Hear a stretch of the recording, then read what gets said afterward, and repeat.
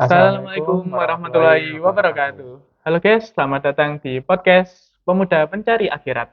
Jadi, di mana podcast ini kita akan membahas masalah-masalah yang booming sering dilakukan oleh para remaja di Indonesia. Dan harapannya, kalau teman-teman menonton podcast kita, teman-teman bisa memilih dan memilah hal-hal yang positif dan negatif. Jadi, teman-teman bisa mengambil positifnya dan bisa membuang negatifnya. Sebelum lanjut, ada baiknya buat teman-teman like, share, dan subscribe dulu channel ini supaya teman-teman nggak ketinggalan konten-konten yang lainnya. Oke, sebelumnya perkenalkan nama aku Muhammad Iqbal dan kesempatan kali ini aku nggak sendiri, ada salah satu teman seperjuanganku yang akan menemaniku di topik kali ini. Mending masnya bisa intro dulu. Halo guys, jadi kenalin aku Muhammad Ilham. Jadi yang bakal menemani Mas Iqbal pada FGD kali ini saya. Oke, halo Mas Ilham, sehat ya Mas? Alhamdulillah sehat. eh teman-teman keluarga di rumah sehat Alhamdulillah sehat semua sehat aman. semua ya. Dan anak-anak SMA itu kan identik sama motor Mas. Mm-mm. Nah, motornya Mas Ilham sendiri gimana, sehat nggak? Alhamdulillah sehat sih. Walaupun kelihatannya kayak habis dipakai tempur gitu kan. Pakai nomor ya. Iya, Tapi nggak di trondol kan Mas, misal ganti knalpot gitu atau sebagai macam, aman Mas. aman Masih ya. standar kok. Masa motor habis pakai tempur gitu Pakai ditrondol. nomor. Oke, kalau aku sendiri sih alhamdulillah sehat ya, cuman Ya. yang nggak sehat itu motorku, mana yang nggak sehat. Kenapa tuh Mas? Kemarin tuh kena insiden Hmm. kecil. Waktu mau kerja kelompok, selepernya kena sundul. Waduh. Ya kok bisa sih Mas? Gimana ceritanya? Nah, waktu waktu itu aku mau kerja kelompok sama temenku di waktu lewat daerah Gading Fajar, itu daerah 1000 UMKM. Hmm. Itu kan daerah pasar loh, Mas. Otomatis pasar pasar itu macet rayap. Nah, aku itu kecepatan nggak sampai 10 kilometer per jam karena saking macetnya. Tiba-tiba dari belakang itu dul gitu aja, Mas. Motorku maju gitu. Wah. Pas aku lihat belakang, ada mama nggak pakai helm, pak motor Beat apa gitu, Beat hitam kalau nggak salah. Hmm. Dan kamu tahu Mas, ekspresinya mukanya ibunya itu gimana? Gimana Mas?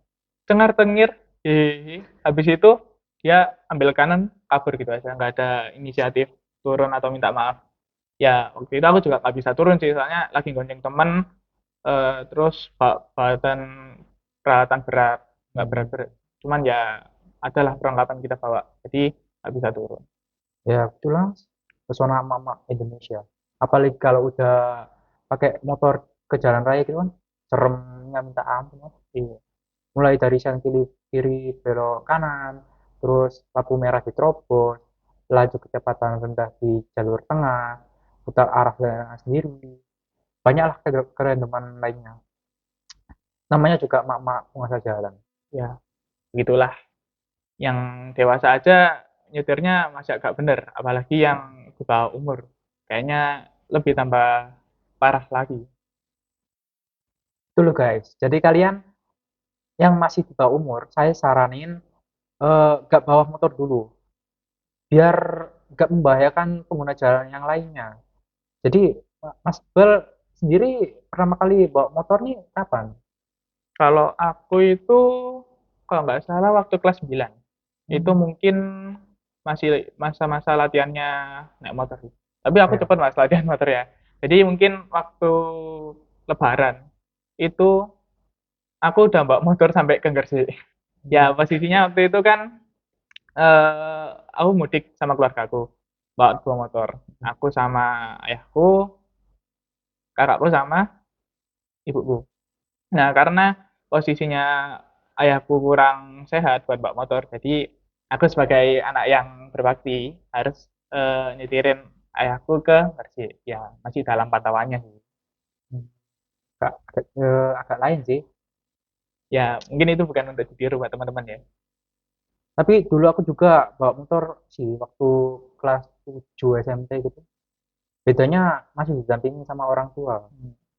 Baru bawa motor sendiri tuh sekitar kalau nggak salah tuh kelas 8.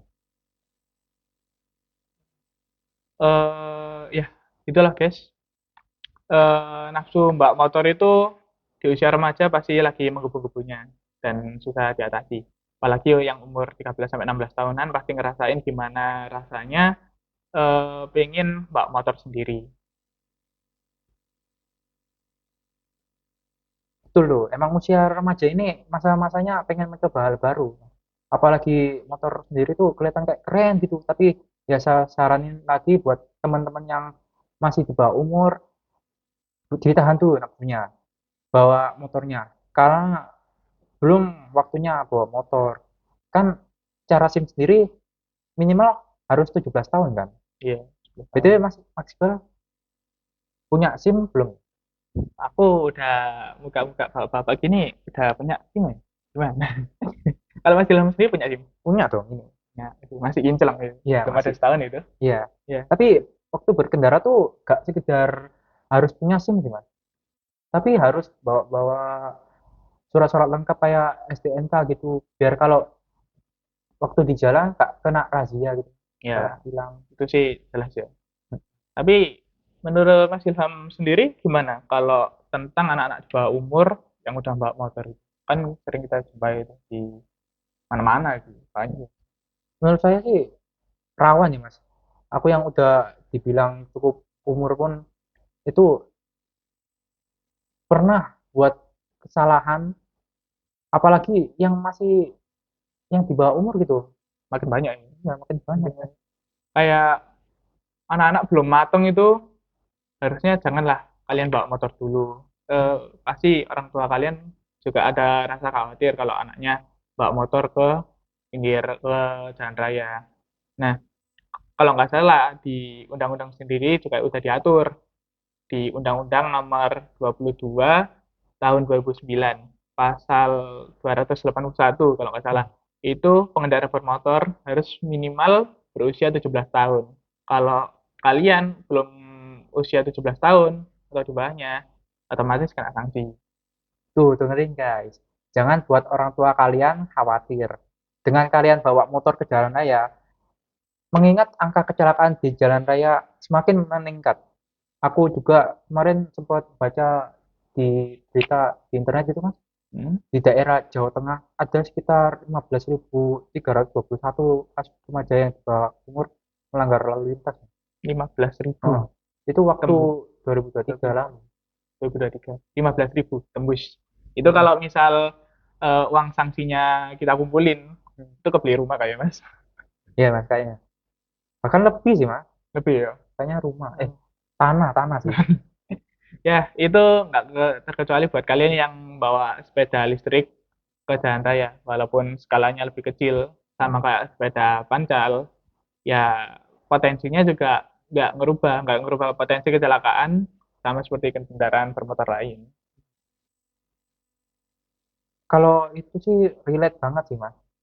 Nah, kayak gemesin gimana gitu. Kayak kalau anak-anak bawa sepeda listrik ke jalan raya tuh, mereka tuh gak paham sama rambu lalu Lalu lintasnya. lintas. Heeh. Kalau itu sih wassalam sudah ya mas. Iya, jadi kita yang harus ekstra hati-hati. Oh, itu hati-hati.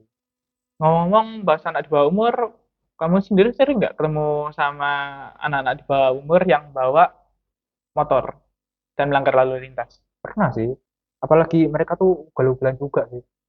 Sampai aku batin gini mas. Wah, gila ini anak. Gak bisa baca rambu lalu lintas apa? Mana ugal-ugalan lagi Nah, bawa motornya. biasanya itu bocah-bocah kayak gini cocoknya dikasih paham. Bukan dikasih tahu lagi, dikasih paham. Ini mas. Kalau jalan raya itu emang bukan masalah kecil lagi. Udah masalah hidup dan mati sebenarnya, bukan masalah kecil lagi.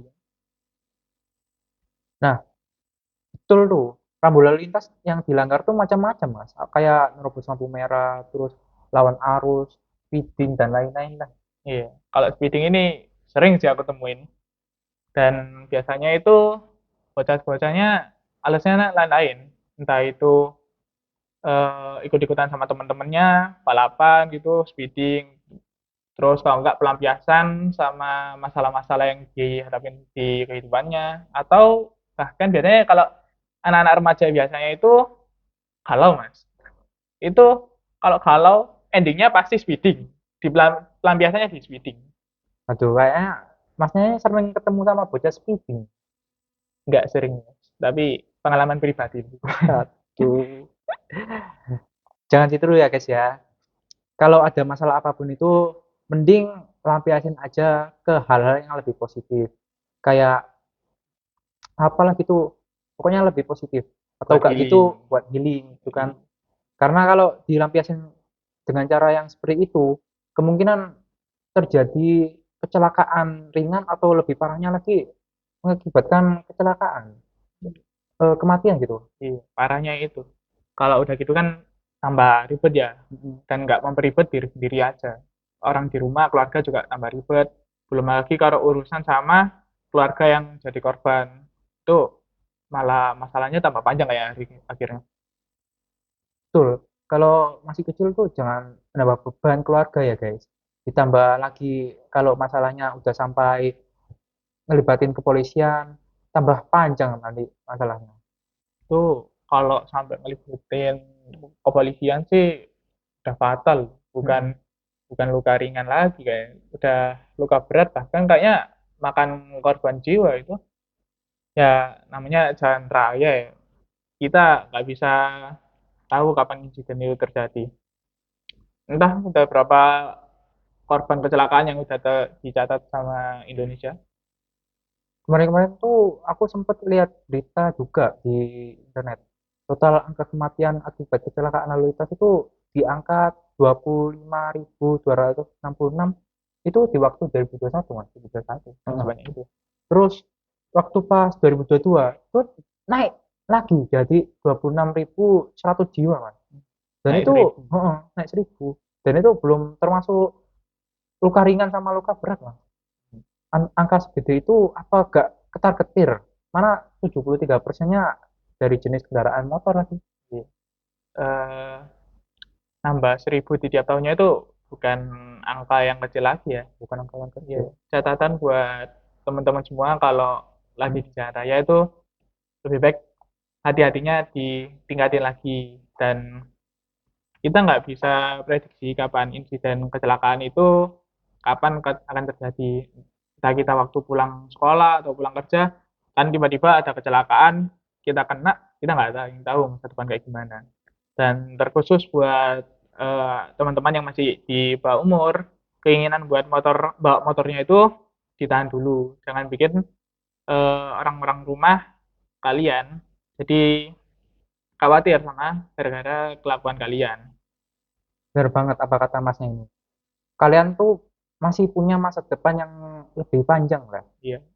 Jangan kalian kubur masa depan kalian demi hanya memenuhi keinginan kalian sendiri. Oh iya Mas, dari tadi kan kita bahas anak di bawah umur yang Mm, bawa motor, terus dampak-dampaknya sampai efek yang ditimbulkan juga. mm.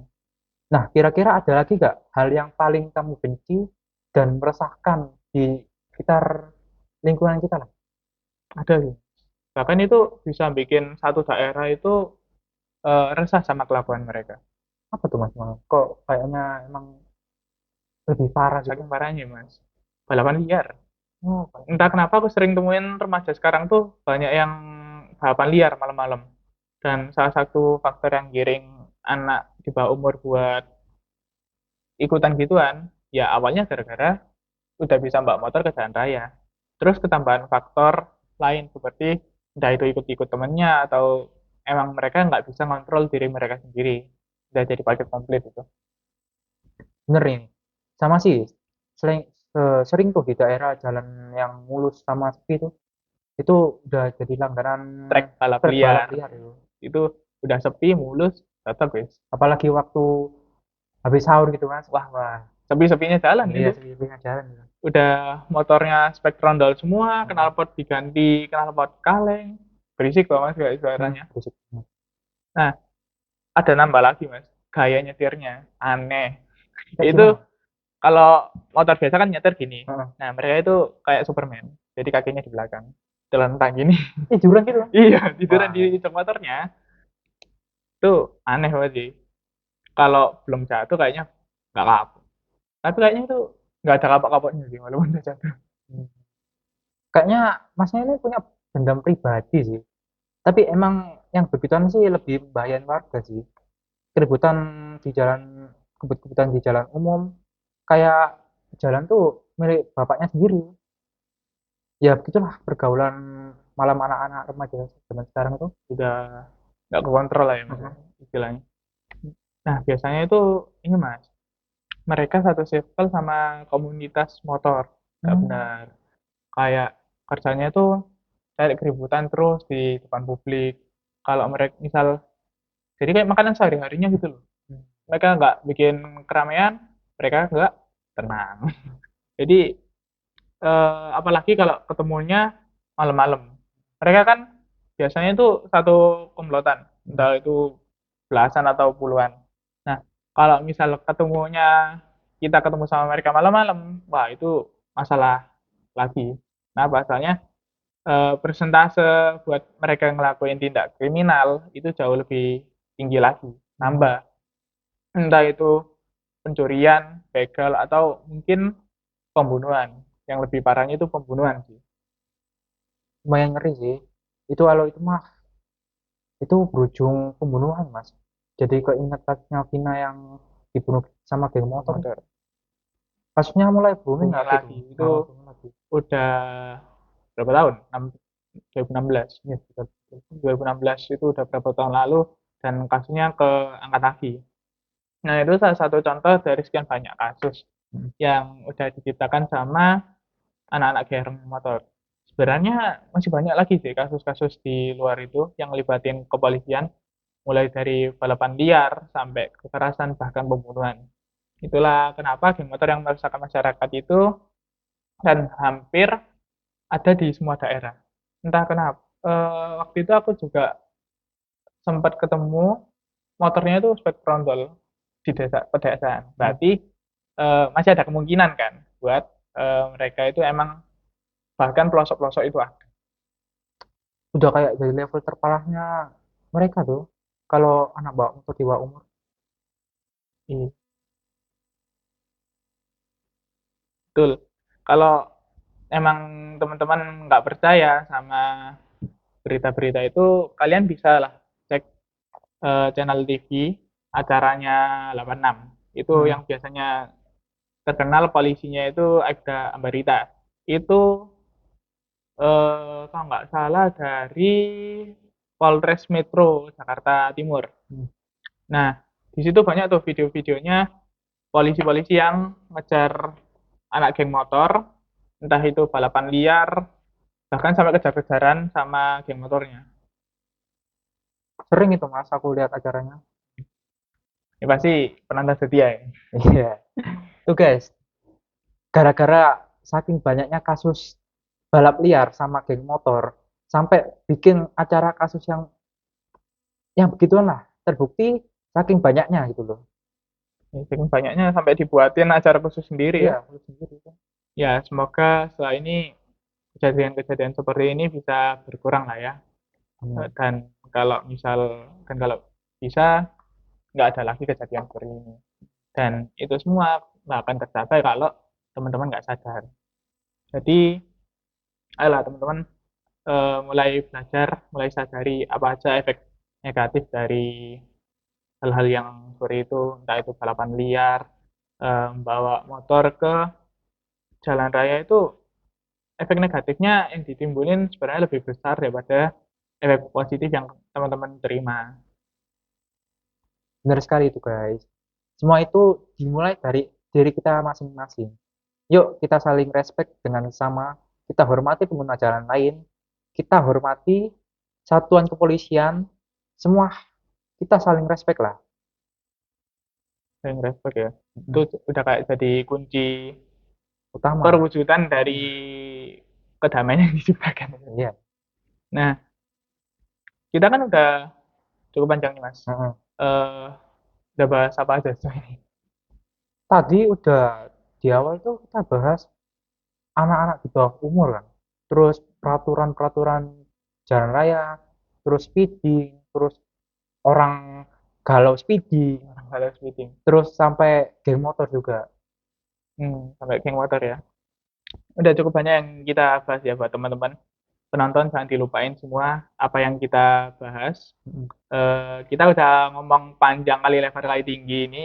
Jangan sampai kalian skip begitu aja karena lumayan banyak hal-hal positif yang masih bisa diserap dari pembicaraan ini. benar.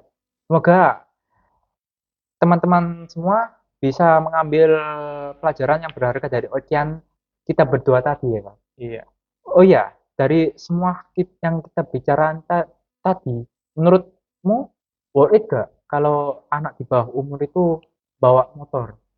Ya, kalau bicara worth it nggak worth it sih, semua ada plus minusnya, Mas. Kalau menurutku sih, buat adik-adik penonton yang masih di bawah umur, kalau mau membawa motor, janganlah dulu membawa motor kalau emang usianya masih jauh. Kalau misal udah usia 15, 16 itu udah mendekati 17, mungkin bisa latihan dulu di komplek perumahan supaya nanti bisa lancar ketika udah usia 17 tahun. Dan jangan sampai kalian bawa motor itu ke jalan raya belum punya SIM. Itu selain membahayakan diri sendiri, juga membahayain pengguna jalan lain. Kalau menurut Mas Ilham sendiri gimana?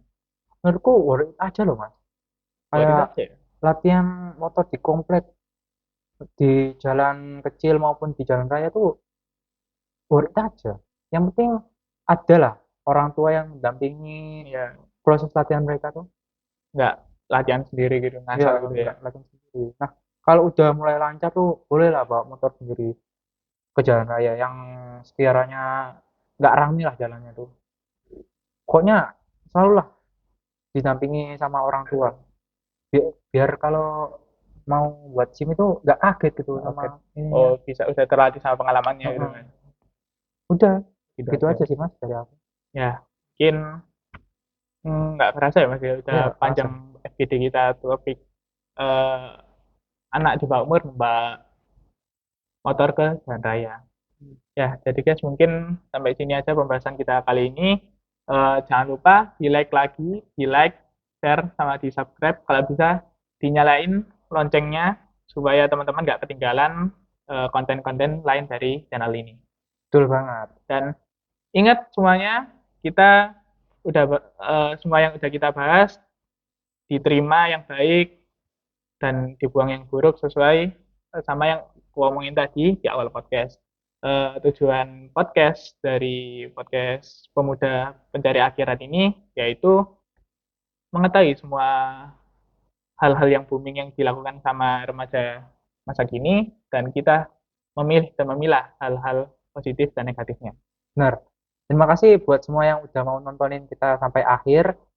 Ingat, save your life, save riding, save your life. Jadi, Wassalamualaikum wassalamualaikum warahmatullahi warahmatullahi wabarakatuh. wabarakatuh.